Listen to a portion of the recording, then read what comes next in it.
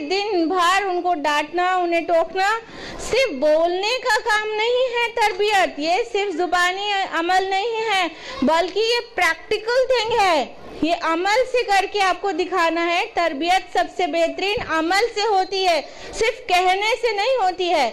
आप बच्चे को जिस चीज़ का ऑर्डर दें वो आपको अमल से करके दिखाएंगे तो जल्दी से सीख जाएगा।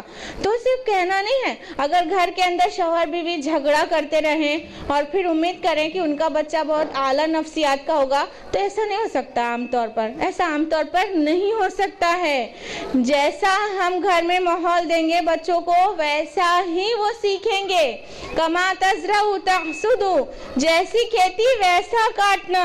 तो अगर हम घर में झूठ बोलें, घर में गीबत हो, चुगली हो, हसद हो, फसाद हो, सब तरह की मुज़िर चीज़ें घर के अंदर हो और माँ बाप वो सब में मुलविस रहें, उसके बाद हम समझें और दुआएं करें, ए रब मेरा बच्चा नेक सौले हो। तो ऐसे दुआओं से नेक सौले कोई नहीं बन सकता है। हम जो माहौल देंगे, जो तरबियत करेंगे, जिस तरह हम खुद अमल करेंगे, उससे जो बच्चा सीखेगा वो बड़ा होके उस तरह का बनेगा। कमा तज़रऊ तहसुदू, जैसी खेती वैसा काटना, गार्बेज इन गार्बेज आउट, जैसा बोगे वैसा काटोगे। हर लैंग्वेज में तो ये मक़ूला है। अब आप देखिए कि कितना हम कैसी गलत फहमी में जी रहे हैं, कितनी गलत फहमी में जी रहे हैं कि हम खाली सोचते हैं कि हमारा बच्चा अच्छा हो, लेकिन प्रैक्टिकल डेमोन्स्ट्रेशन उसे नहीं देते, अमली मुजाहिरा नहीं करते अच्छी चीज़ों का, तो वो भी गलत चीज़ें सीखता है। हम टेलीविज़न के सामने बैठे रहते हैं और फहश चीज़ें खुद भी देखते हैं, बच्चे भी जाहिर बात है देखते हैं। जब वही बुराई बेहयाई सीख जाते हैं, फिर गर्लफ्रेंड को लेकर घुमाते रहते हैं तो हमें तकलीफ होती है। तो हम ये बाद में सर पे हाथ रख के रोते हैं कि ये हमारे बच्चे ने क्या किया, हमको कौन सा दिन दिखाया, हमने कितने लाड से पाला था, किस चीज़ की कमी रखी थी, जो जुबान से निकला था हाजिर कर देते थे। उसके बाद भी बच्चा हमारा हमसे झूठ बोलता है, हमारी नाफरमानी करता है और समाज में हमारी नाक कटा के रख दिया है। ऐसी औलाद से अच्छा होता कि अल्लाह ताला औलाद ही ना देते। ये सब हमारे जुमले होते हैं कब, जब पानी सर के ऊपर हो जाता है।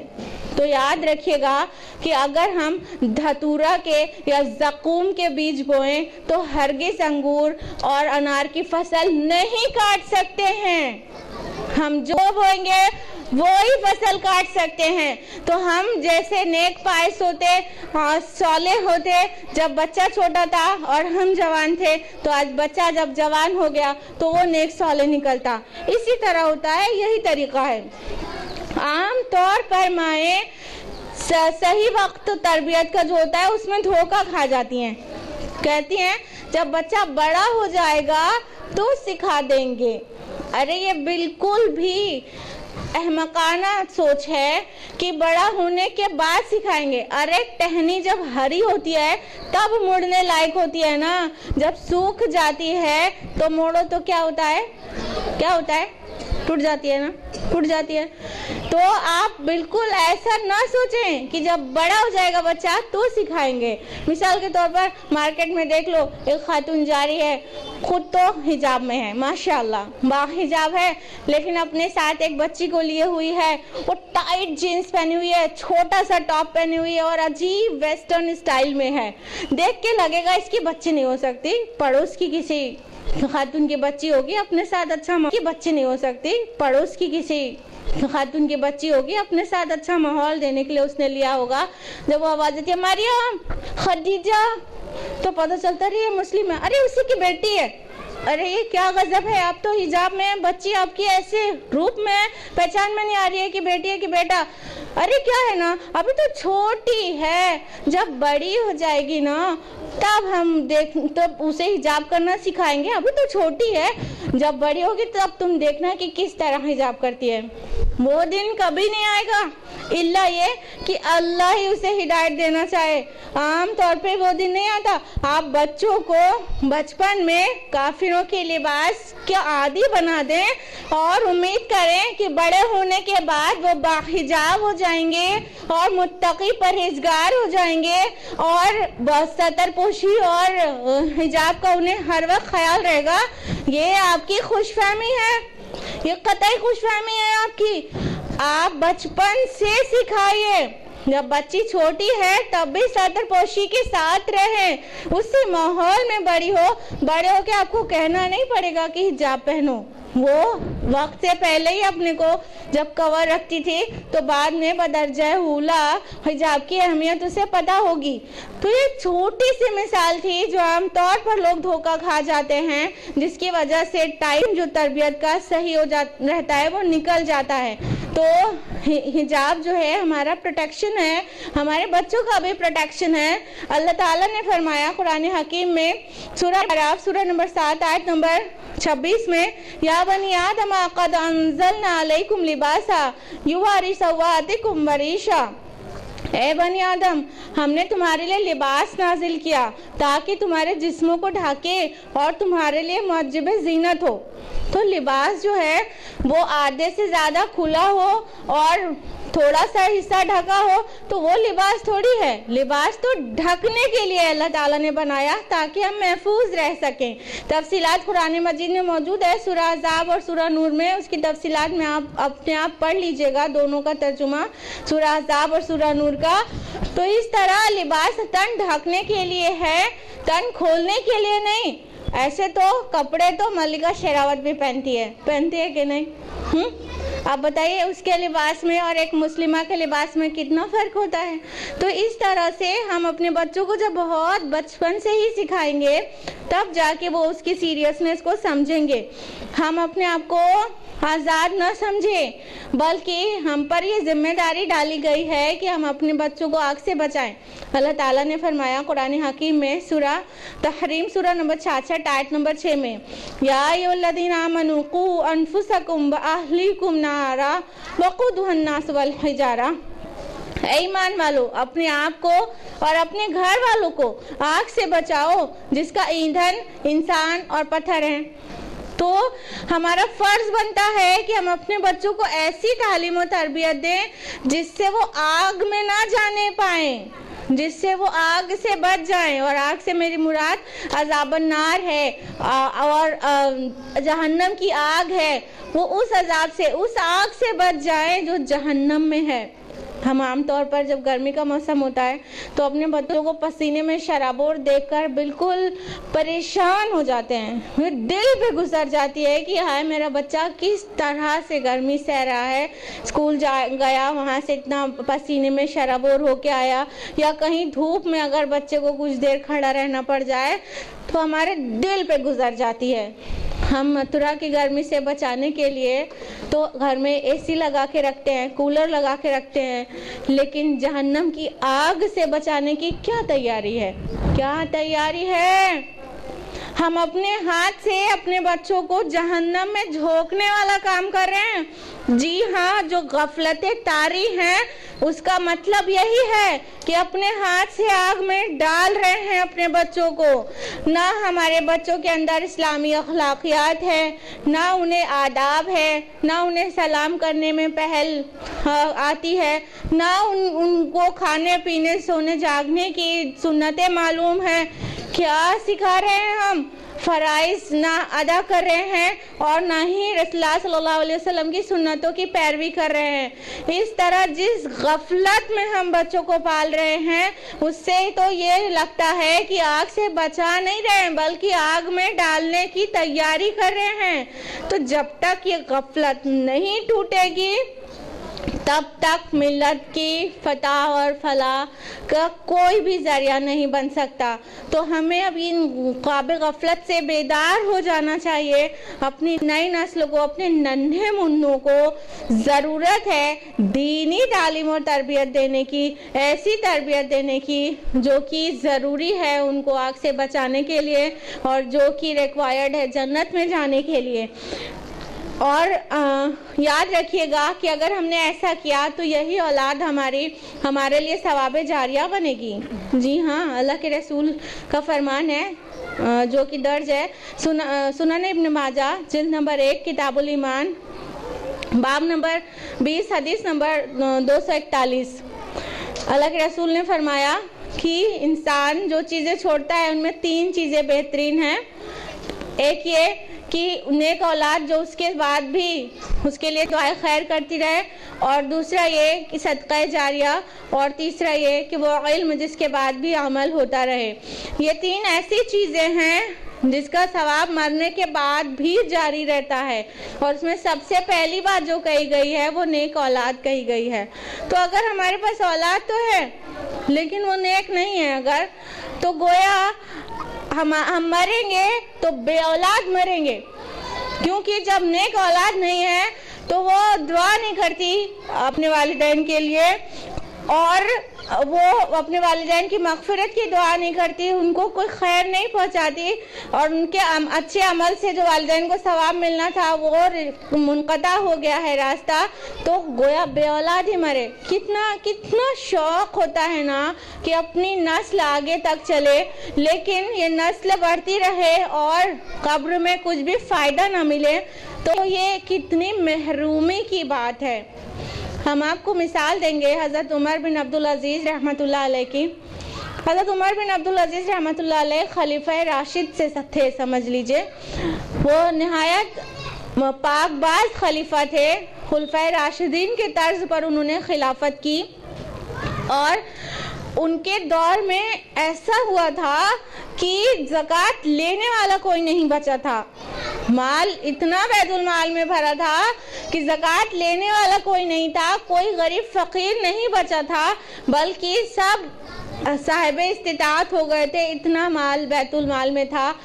تو اتنی بہترین خلافت کی تھی انہوں نے، جب کہ بیت المال بھرا پڑا ہے، ان کے بچوں کا عید تک میں کپڑا نہیں بنتا ہے، اور بچوں کے ننیال والے نہایت مالدار، بنو امیہ کے لوگ نہایت مالدار، جب ان کے ماموں اور ان کے نانا لوگ سب وہ لوگ بھی خلیفہ تھے، کیونکہ ان کا جو نکاح ہوا تھا وہ عبد الملک کی بیٹی سے ہوا تھا، فاطمہ بنت عبد الملک سے، اور وہ بڑے شاندار ٹائپ کے خلیفہ تھے، مطلب دولت میں کھیلنے والے، اور ادھر عمر بن عبدالعزیز متقی خلیفہ تھے۔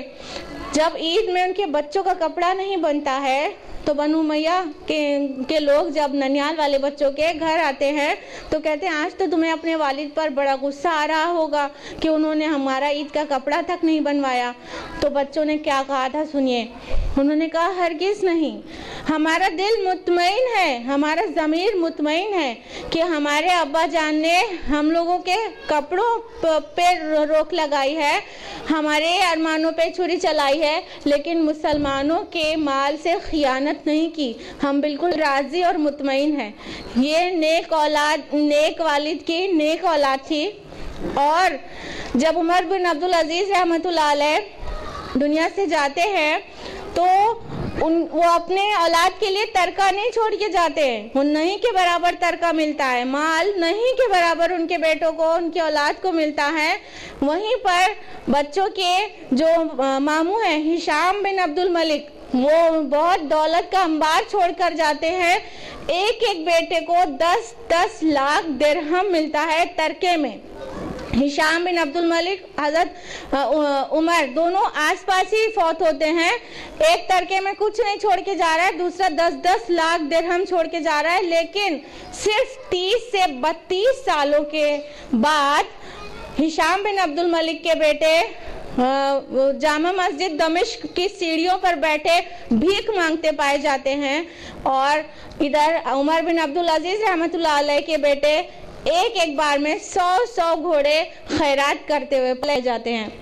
تو یہ والد کی تربیت تھی، یہ والدین کی ان کی تربیت تھی کہ انہوں نے مال نہیں چھوڑا تھا، تربیت دی تھی، تو بچے ایسے ہی کامیاب ہو گئے، دنیا میں بھی اور آخرت میں بھی انشاءاللہ کامیابی سے ہمکنار ہوں گے۔ لیکن دوسرے نے تربیت نہیں دی تھی، دینی تعلیم و تربیت نہیں دی تھی، مال دیا تھا، کچھ دن میں مال بھی تو اپنا نہیں رہا، وہ بھی فقیر ہو گئے۔ تو اس طرح سے ہم اپنی اولاد کے لیے مال اکٹھا کرنے کی جستجو نہ کریں۔ ہم عام طور پر چاہتے ہیں اپنے بیٹوں کے لیے بہت ساری پراپرٹی اور بہت زمین اور مکان چھوڑ کر جائیں، اپنی بیٹیوں کو بہت زیادہ جہیز دیں اور ان کو زیور اور کپڑے دیں، لیکن والدین کا جو بیسٹ گفٹ ہے، جو سب سے بہترین ہدیہ ہے، وہ ہے بہترین تعلیم اور تربیت۔ اگر یہ دیں گے تو انشاءاللہ ہماری اولاد کامیاب ہو سکے گی، نئی نسل باہر کچھ جو برائیاں ہیں انہیں مٹا سکے گی۔ بہت بریف میں آپ کو بتائیں گے حضرت لقمان کی تربیت۔ ویسے تو یہ آپ کا ہوم ورک رہا کہ تفصیل میں سورہ لقمان آپ لوگ اپنے آپ پڑھ لیجئے گا۔ سورہ نمبر 31 ہے سورہ لقمان، اس کو آپ لوگ تفصیل میں پڑھ لیجئے گا۔ دوسرے رکوع میں حضرت لقمان کی تربیت ہے، حضرت لقمان کی کچھ سنہرے اصول ہیں جو اپنے بچوں کو سکھاتے ہیں، اور نبی نہ ہونے کے باوجود پورا ایک رکوع حضرت لقمان کی تربیت پر قرآن مجید میں موجود ہے۔ کتنی بڑی بات ہے، ذرا غور کریے، کتنی بڑی بات ہے۔ غیر نبی کا قول قرآن حکیم میں اللہ تعالیٰ نے اس کو جگہ دی پورے ایک رکوع میں، جس میں جو کی ہے آیت نمبر 13 سے 19 تک۔ تو سب سے پہلی ٹیچنگ جو تھی، پہلا سبق جو تھا حضرت لقمان کا، وہ ایمانیات پہ تھا۔ سورہ لقمان سورہ نمبر 31 آیت نمبر 13 فرمایا، یا بنیا، اے میرے بچے، لا تشرک باللہ، اللہ کے ساتھ شرک نہ کرنا، ان الشرک لظلم عظیم، بے شک شرک ظلم عظیم ہے۔ تو جو سب سے پہلی بات سکھائی حضرت لقمان نے اپنے بیٹے کو، وہ شرک سے بچانے کی بات۔ کیا ہم اپنی اولاد کو توحید اور شرک کے بارے میں بتاتے ہیں؟ کیا توحید کی طرف بلاتے اور شرک سے روکتے ہیں؟ ہمارے بچے تو توحید لفظ اور شرک لفظ سے اویئر نہیں ہوں گے، ہے کہ نہیں؟ ہاں، ہمارے بچے تو کارٹون کیریکٹرز جانتے ہیں، ہمارے بچے تو ٹی وی چینلز جانتے ہیں، ہمارے بچے ہیرو ہیروئنس کے نام بخوبی جانتے ہیں، اور انہیں یہ ساری اصطلاحات جو ٹی وی پہ ہیں وہ اچھی طرح پتہ ہے، لیکن انہیں دینی اصطلاحات، قرآنی اصطلاحات پتہ ہی نہیں ہے۔ شرک نہیں پتہ، اس کو ڈیفائن کرنے کے لیے بولے نہیں کر پائیں گے، اور کفر نہیں پتہ۔ اگر کلمہ شہادہ ان سے پڑھوا لو تو ہو سکتا ہے رٹا رٹایا پڑھ لیں، لیکن ترجمہ نہیں بتا پائیں گے کیا مطلب ہوتا ہے لا الہ الا اللہ محمد رسول اللہ کا کلمہ طیبہ، اس کا مطلب نہیں بتا پائیں گے۔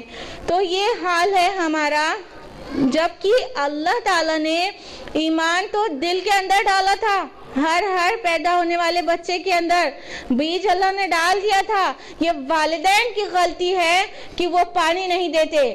وہ پودے جو کفر کو مٹانے کے لیے وہ جو ایمان اور توحید کے لیے بہت سارے پھول نکال سکتے تھے سماج میں، جس کی خوشبو پھیل سکتی تھی، اس پودے کو ہم نے پانی نہیں دیا۔ یہ ہماری غلطی ہے۔ جو دوسری تاکید کی تھی حضرت لقمان نے، وہ آخرت کے متعلق۔ سورہ لقمان سورہ نمبر 13 آیت نمبر 16 فرمایا کہ اے میرے بچے، اگر کوئی چیز رائی کے دانے برابر ہو اور ہو بھی کسی چٹان کے نیچے یا آسمانوں میں یا زمین میں، اللہ اسے لے آئے گا، بے شک اللہ تعالیٰ نہایت باریک بین اور خبردار ہے۔ تو حضرت لقمان نے آخرت کی ان کو ترغیب دی کہ آخرت کے لیے جواب دہی کا احساس رہے، کتنا چھوٹا بھی عمل ہوا تو اللہ تعالیٰ اسے حاضر کر دے گا۔ اس بات سے ڈرتے رہنا، اس بات جواب دہی کا احساس تمہارے اندر ہمیشہ رہے۔ کیا ہم اپنے بچوں کو آخرت سے ڈراتے ہیں؟ کیا ہم اپنے بچوں کے اندر جواب دہی کا احساس پیدا کرتے ہیں؟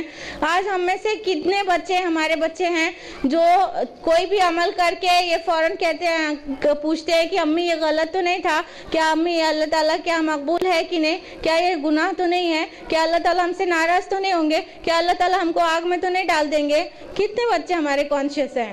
اگر نہیں ہے تو اس میں غلطی ہماری ہے، بچوں کی نہیں ہے۔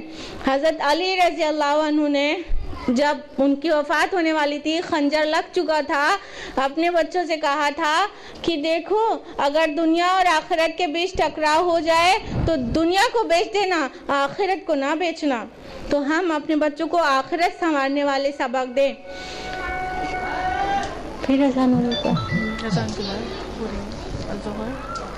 تو 2 بجے نہیں ہو رہی ہے۔ سبق نمبر 3 جو حضرت لقمان نے دیا تھا وہ ہے صلاح یعنی نماز۔ سورہ لقمان سورہ نمبر 13 آیت نمبر 17، یا بنیا اقم الصلاۃ، اے میرے بچے صلاح قائم رکھنا۔ یعنی نماز کو قائم رکھنا. کیا آج ہمارے بچے نماز قائم کر رہے ہیں؟ کیا ہم انہیں نماز کی تاکید کرتے ہیں؟ یہ سب سے پہلا فریضہ ہے اسلام میں داخل ہونے کے بعد.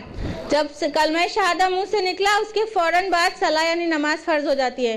اور ہم نماز سے غافل ہیں، خود بھی اور ہمارے بچے بھی. اور جب ہم خود